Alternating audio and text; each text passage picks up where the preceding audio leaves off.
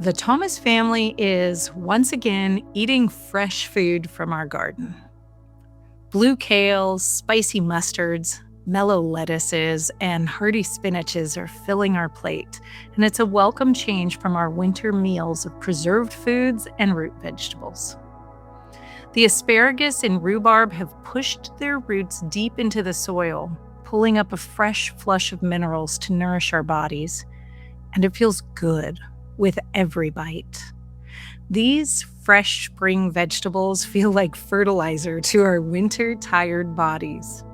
These plants that are feeding us now have been babied for months. I started them indoors weeks ago, carefully watching their temperature, their light, and their water.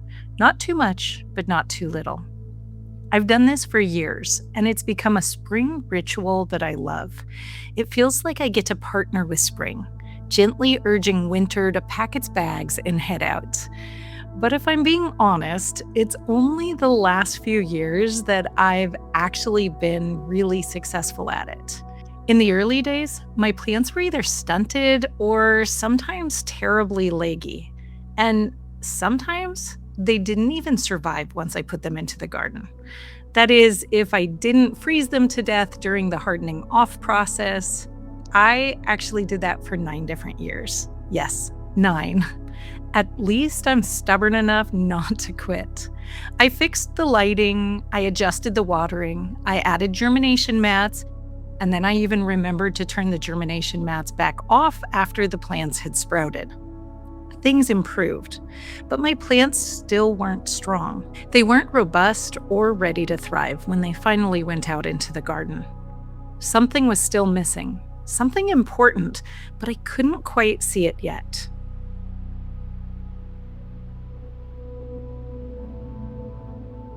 I was blessed to grow up in a Christian home with parents who walked out their faith every single day. And like all of us, as I grew into my own walk with the Lord, I faced challenges. Some of those challenges grew my faith. They drew me closer to Jesus. But in other areas, I developed a different habit. I became very hard on myself. I developed a critical inner voice that constantly told me to get it together and toughen up. I really tried to pull myself up by my bootstraps. And yes, I did get tougher. I did get more disciplined. But I also became tired and discouraged. I can remember a moment when I really felt like I identified with Bilbo Baggins. I felt worn out already, like I had lived a long, weary, hard life and didn't have much time left in me. The thought of another 50 years felt really hard to bear. But here's the thing. I was only in my late 30s. I knew something was wrong.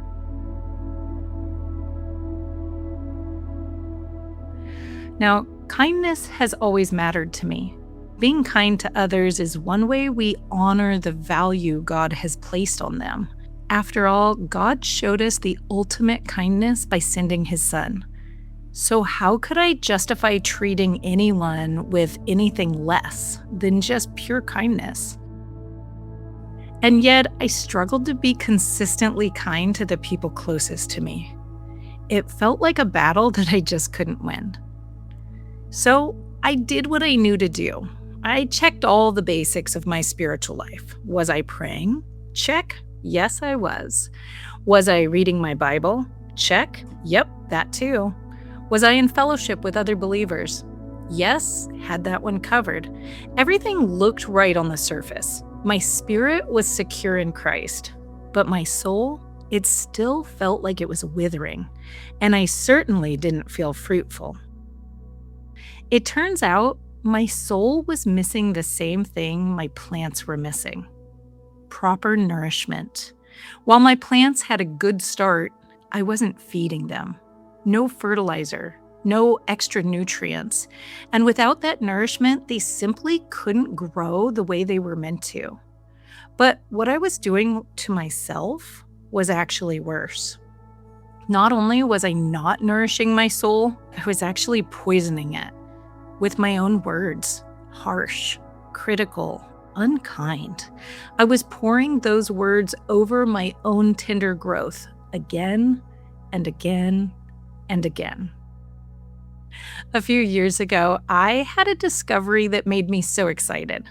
As an herbalist, I had used the herb cramp bark. It's a powerful muscle relaxer and can help reduce pain in certain conditions. But I learned something surprising. That same plant also produces berries that can be used like cranberries. And it's the same plant that gives us those beautiful snowball blossoms that the pollinators absolutely love. 3 uses, 1 plant, and I instantly fell in love with it. So I searched for weeks to find the right variety. And finally, I found a nursery that would ship them to me. I planted these 2 tiny little bushes on either side of my cottage garden stairs. They were just little sticks, really, but they were full of promise. And I cared for them for 2 full seasons. And they grew. They gave me blossoms, even 1 perfect red berry. And I just knew that the next season would be abundant. And then one day, one of them was dying. The day before, it had been completely fine, but 2 days later, the other one followed and started looking definitely sick. I was heartbroken. I couldn't see what had gone wrong.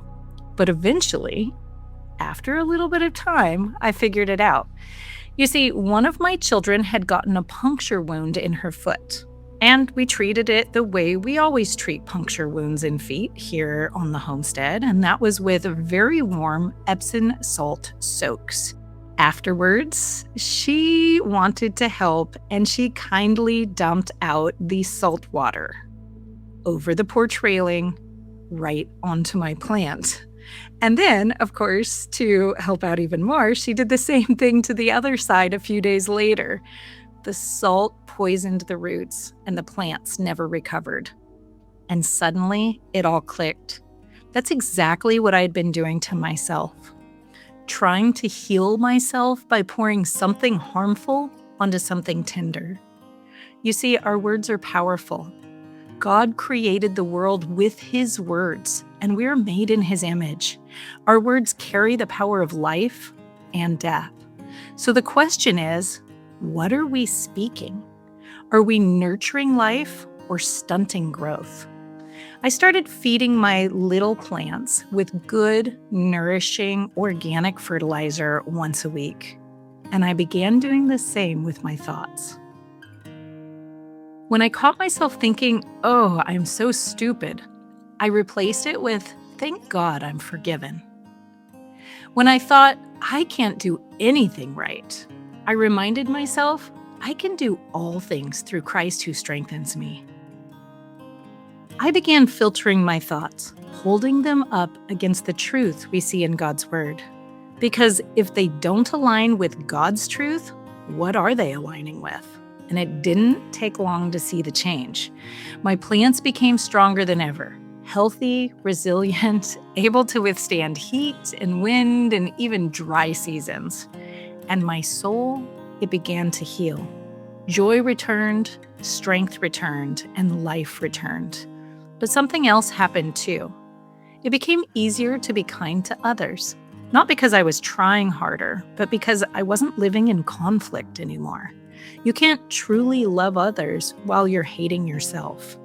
So remember this, your small beginnings, your new habits, your step towards healing, your acts of love, they're like little plants. They need water, they need protection, they need warmth, and they need nourishment. So if you want something to grow, use your words to speak life over it. Grace, mercy, hope, faith, and love. Because you can nurture life, even your own. And just like me, you can also grow into a season of joy.